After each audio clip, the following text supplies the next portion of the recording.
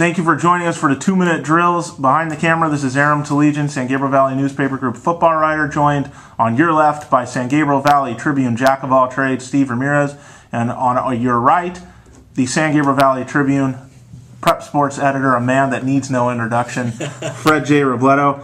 Guys, we're talking about the Mid-Valley Division first round taking place on Friday night at Arroyo High School. You have Arroyo 9-1. Probably, Freddie, an underdog to at-large San Dimas, 6-4.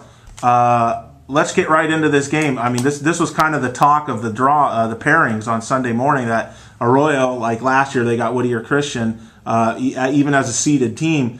They get a tough draw here with San Dimas, arguably the toughest of any seeded team. Let's get right into it. I mean, what do you guys think? Is it as bad as people are saying? Well, Aaron, I read your In the Huddle blog topic where you had suggested maybe if Arroyo had dumped that last game and avoided San Dimas, that would have been better off for them.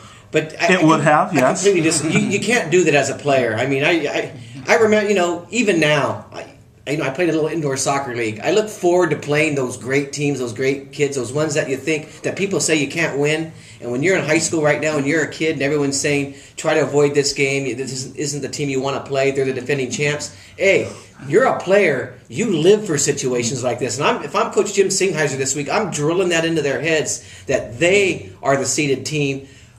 San Dimas is the wild card coming in here. And look, with their quarterback, they're 9-0 as a team. They've never lost a game with Stephen Rivera at quarterback. I think all those things play into Arroyo's favor. I mean, Freddie, let me explain something to you. People remember, everybody remembers CIF champions, okay? Coaches, parents, and players remember league championships. I'm not saying Arroyo should have done it either. It's just something to consider. It's kind of funny how it would have worked out that they would have gotten an easier game. This is a great opportunity for them. I think this is a game. You're going to have to run through these teams at some point, and rather than complain about it or snicker about it, just get ready for it because it's going to be a great game on Friday. And I believe in Arroyo. Their quarterback is great. They can run the ball. Their defense is better than average.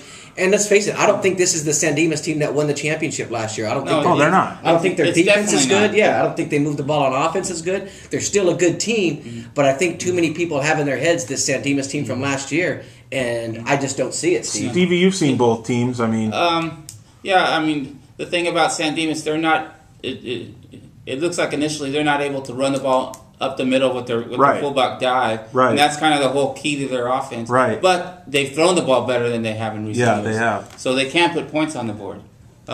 With Arroyo, it's obvious their key is Rivera, who's able just to make plays on his own. Yeah. And he's got a good set of receivers to throw to. Yeah, here's kind of the cool thing about that division, Freddie, as I've been telling you in the office, find me that team that has those two go-to guys. You don't see that really in the division. You have Monrovia, they have Bueno, but who's the next offensive threat? I mean, legitimate stud offensive threat. You have other teams that are kind of like that too. Covina, maybe you say Venegas, then maybe Livingston. Maybe not. That's pretty. Yeah, those are two pretty good threats. It's hard to find those teams with two really good threats. Arroyo has that, and Vasquez at running back, Rivera at quarterback. But the problem is that along the lines, they're just very average along both the offensive and defensive line, and that's where they're going to have serious trouble on Friday night with San Dimas.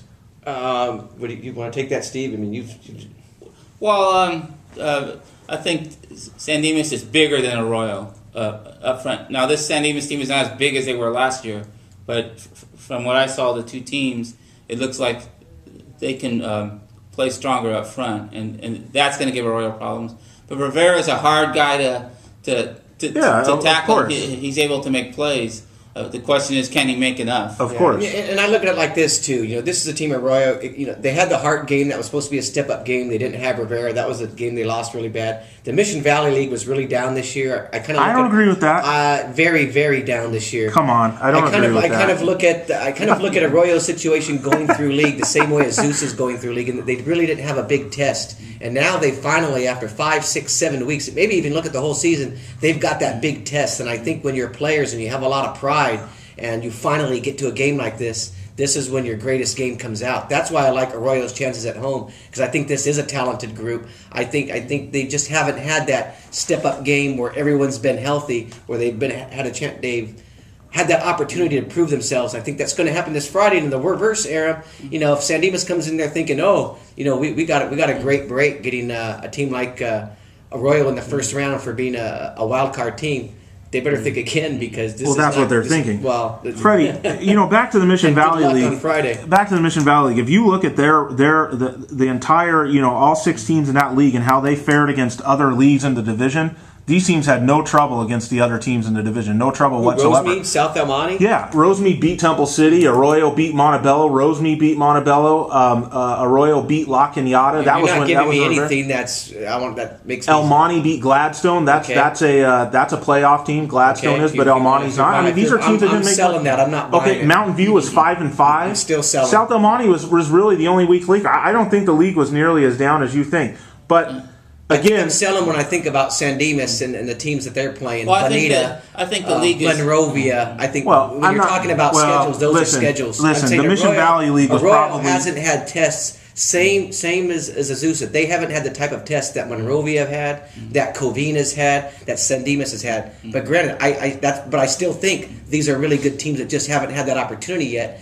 Arroyo's going to get their opportunity on Friday and going to win, but you're not going to sell me that the Mission Valley is. Well, the Montview is better than the Mission Valley. Go on CalPreps and look at how these teams did in their non-league. Arroyo and Rosemead and these teams, they had the same success against the Rio Hondo League that Monrovia did. Well, you do the CalPreps, I'll do the eyeball tests. Okay, well, I could do that too. Here's the other thing. San Dimas this year, their losses to Baldwin Park playoff team, Covina seeded playoff team, Bonita 9-1 playoff team, and Rancho Cucamonga seeded playoff team. That's a pretty outstanding foursome to lose to. They beat Monrovia. Yeah. Okay, they beat Monrovia. They're the only team, in this division that you get the feeling that they're capable of losing to anybody and they're capable of beating anybody. Their problem is, Freddie, this year they can't play 2 good halves. Do you think that kills them on Friday night against Arroyo, or do you think they know now, hey, we got to play all 4 quarters, and if we do that, we're just as good as anybody? I don't think that matters at all. I think those are just circumstances that happen in a game. I mean, you look at that Monrovia game, they probably should have lost, being down 28-7 in the fourth quarter. Okay, they played a bad half. They played a good second half. Okay, go ahead. They come back and they win that game. Right. Look at Covina. There's a game they probably should have won. Up big on Covina. Covina comes back. I just think those are circumstances that happen. I don't think that has anything to do, though, Aram. I don't think it has anything to do with what's going to happen on Friday night. Those are just circumstances that happen. But if you say that's circumstances, I say it's a pattern, because against Baldwin Park, they played a good half. They were up big at halftime. They don't do anything in the second half. I think it has absolutely nothing to do with what's going to happen on Against Friday Covina night. in the first half, they're up big. They don't do anything well in the second half. They lose that game. Against Monrovia, they played a bad first half and a good second half. I don't know what's going to happen. So does that mean that on Friday they're going to have a good half and a bad half against Arroyo? That's what I'm worried about. If they do, they lose the game. If they don't, I think they're going to win the game as a whole. Okay, I'm looking at the game as a whole. I think San Dimas has learned this lesson, and I think they're going to win on Friday night. Who do you guys have? Well, I have San Dimas. I just think the advantage they have on the line, the way Watts and Colbeck are connecting as a receiver, that's a different approach that you have to take with San Dimas now. Before, you just looked to contain the run if you could, and you didn't really worry about the pass, but now you got to worry about both. Okay, Freddie. I'm going with Arroyo, like I said. I'm not as sold on San Dimas this year as I was the 2 previous years. I actually think that the team 2 years ago that lost to Rosemead was probably better than this year's team. And I think this is Arroyo's best team in a long time. I'd love to be in that locker room and Singheiser gives that speech, because I think he's going to, he's going to give it to them, and they're going to bring it on Friday night. Right, all right. So 2 of the top coaches in the area, no denying that. Zernico over at San Dimas, Singheiser over at Arroyo. These 2 guys are great. They're great for interviews. They're great for the area. Should be a fun game. That's at Arroyo High School on Friday night, Mid-Valley Division first round, 7 o'clock kickoff. Get out there and enjoy it.